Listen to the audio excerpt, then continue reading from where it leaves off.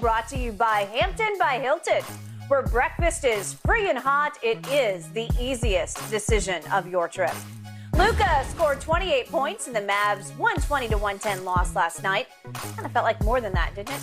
He also went 3 of 13 from three-point range and 4 turnovers. Shannon, did last night raise any concerns for you about Luka's quote-unquote superstar status? No, but it raised concerns with me whether or not Mark Cuban and that coaching staff and that organization is going to be able to put the pieces around Luka in order for him to get back and even go a step further, Skip. Look, he did not shoot the ball well last night. Had he played a little better, Skip, I think when Dinwiddie giving him what he gave them last night, maybe Brunson. Skip, I thought they needed at least two other guys because I knew Luka was going to get at least 20 plus.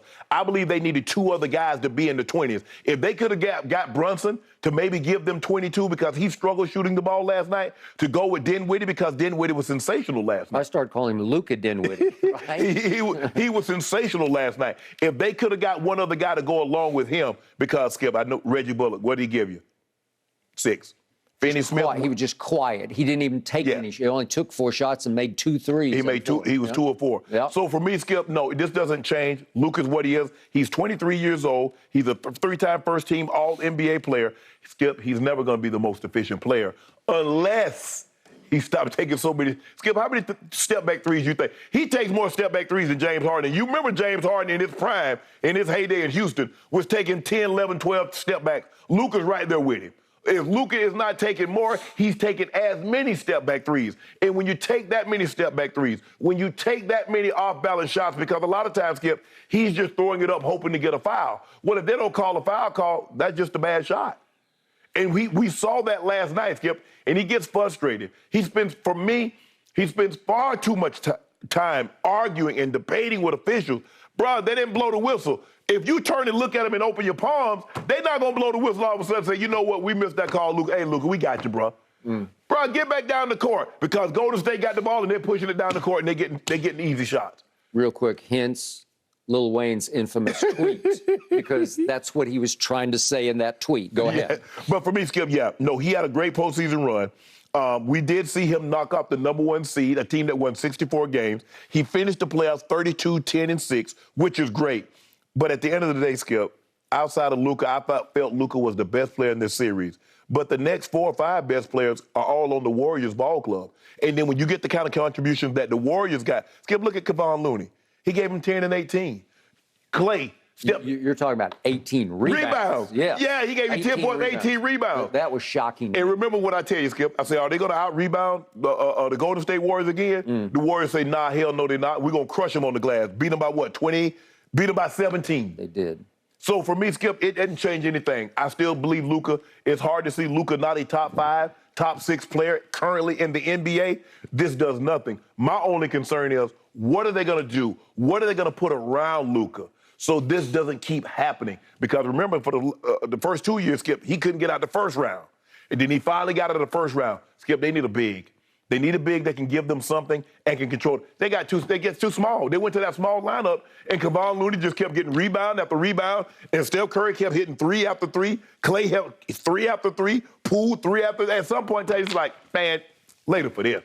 And that's what happened. But no, I still hold Luka in the same high regard after a loss that I did going into this series. And forgive me for this, but I don't. Yeah, I'm not surprised. After last night, I sat back and I said, I'm sorry, overrated. And I am sorry because I want him to have next. He has a certain charisma about him. I think the world wants him to be next, and I'm just not sure he's capable of being that guy. He ain't gonna be that guy, Skip. For the record, his teammates last night shot 14 of 29 from 3. That's what they shot by themselves. The total of the teammates from 3, 14 or 29. You realize that's almost 50%. Yeah, that's enough. Great. If I told you that going into that game, you would have given Dallas a much better chance than you did give them, right? In the first half, Luka went 2 of 12 and 0 for 4 from 3.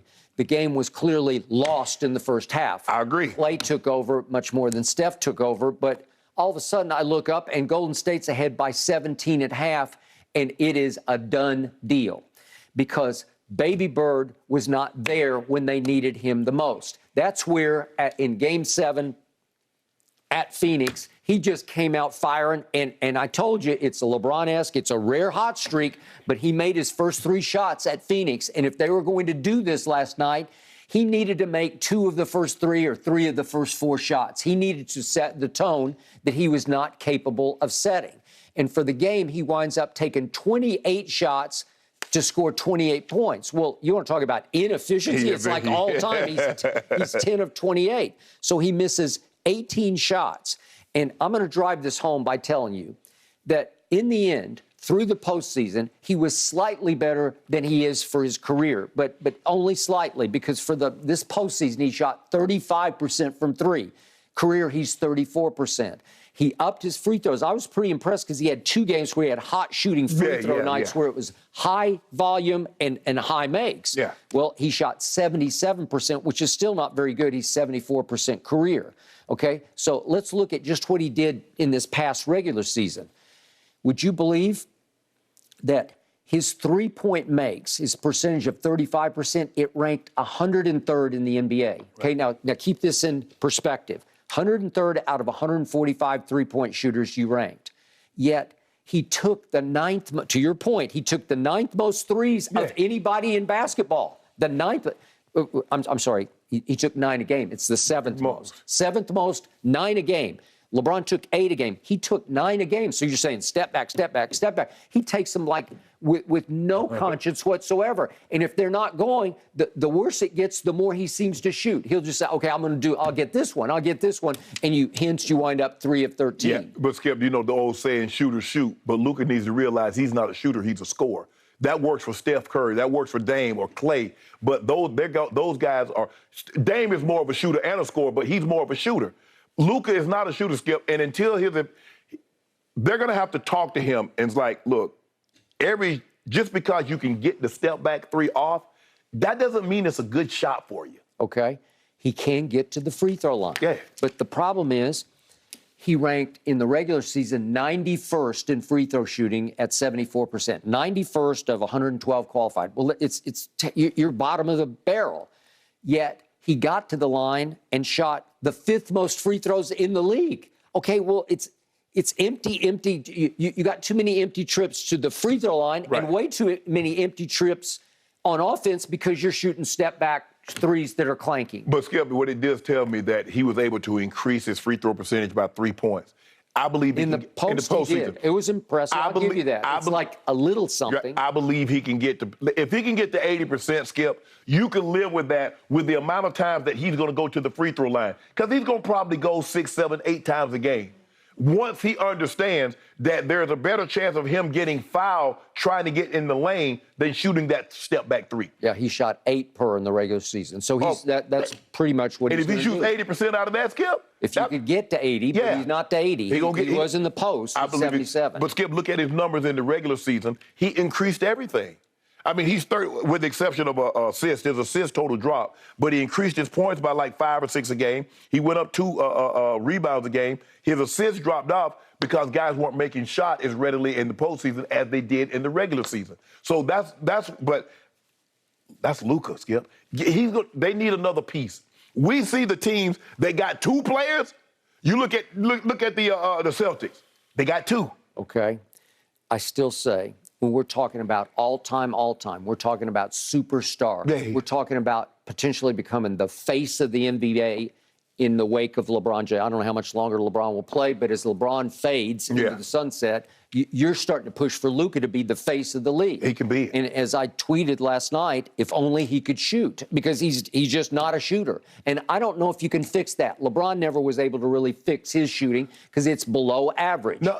But, see, the thing is that even as LeBron takes more and more threes, Skip, he's still shooting 52% from the floor. Okay, I'll give you that. And Luka doesn't, because Luka's way down on that, like see, and that's 46-ish.